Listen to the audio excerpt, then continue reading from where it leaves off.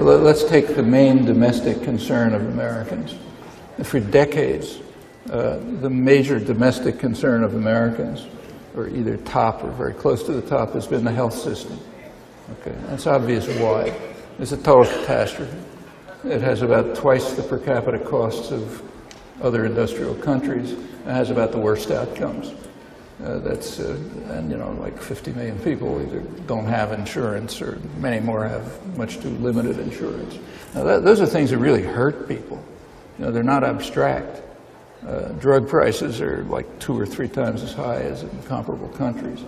That hurts people, and they care about it. And furthermore, people have consistent ideas, consistent beliefs over a long period. And on this issue, they have very consistent beliefs. For decades, a large part of the population has been in favor of some kind of national health care system. It's called here single payer. It's called Canadian style. The reason it's called Canadian style is because people know that Canada exists. And it's not called, you know, Australian style, which is a better system, because who knows what they have in Australia. But there's just been overwhelming support for it. And it would almost certainly be much cheaper than the system we have now. In fact, if you take the socialized part of the system, Medicare, its administrative costs are like a fraction of the privatized system. I mean, there's constant talk about, you know, the problems that Medicare is facing down the road. We've got to do something about to stop it. Yeah, that's true. But the problems are because it has to work through the privatized system, which makes it highly inefficient, costly, bureaucratized, a lot of intervention, you know, and so on. Well, the public has wanted something that makes sense, but it's not on the political agenda. Okay, very few people know that that's what everybody wants and know the reasons for it, because it's not discussed. Okay, that's a pretty impressive achievement to have suppressed for decades. It's not that it's like everything I said, you could find the data in the papers, but you got to research it. But here's a situation where there's a major domestic concern. Population has a lot of public support. If it was even discussed publicly, the support would grow much higher. You know, when things are not discussed and debated, people may have an opinion, but their feeling is, well, I must be crazy. You know, nobody else believes this. If it was part of an ongoing, lively debate and discussion, as would happen in a functioning democratic society, yeah, then people would see the reasons for it. They'd be reinforced, and you'd have public pressure. Now, up until 2004, these ideas were never on the political agenda.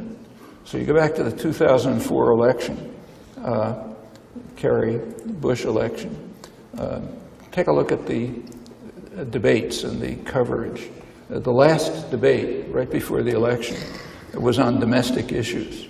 You go back and take a look at the New York Times or the Washington Post the next day. They point out correctly that Kerry never suggested any government involvement in the healthcare system because it is politically impossible and lacks political support.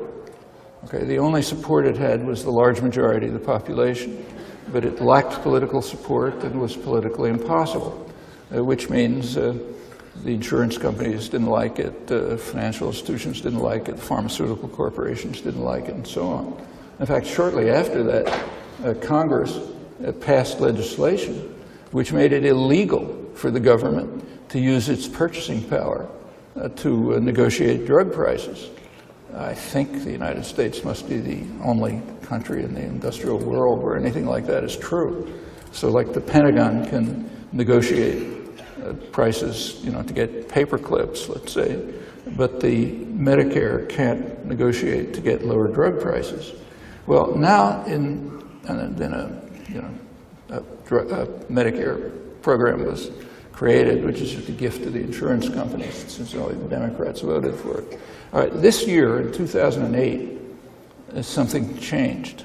For the first time, the Democrats began putting forward programs which are towards what the population has wanted for decades. They don't really get there, but at least they're in that direction. First Edwards, then Obama and Clinton. Well, what happened between 2004 and 2008? Public opinion didn't change. It's been pretty much the same for decades. What changed is that manufacturing industry started coming out in favor of a national healthcare system because they're being smashed by the costs of the privatized system in the United States. Like General Motors says it costs them over $1,000 more to produce a car in Detroit than across the Canadian border because they have a rational healthcare system, more rational, not perfect, but better. Well, you know, when a sector of concentrated American capital becomes interested in something, it starts to become politically possible and have political support. You know, these are things that people ought to be discussing and think about. What does that tell you about functioning democracy? That something can become sort of politically possible, even if not what the public wants, only if a major sector of concentrated capital is in favor of it. You know, these ought to be topics that are, you know, main issues for people who want to create a functioning democratic society. And that's the major domestic concern. Now, if you take a look at Obama's program today, it's being criticized because it's going to be expensive and we can't afford it.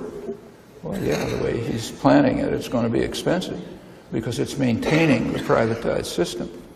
And in fact, the privatized healthcare system is complaining bitterly right now because if there's an option of a public system, as is written into the program, they won't be able to compete on a level playing field.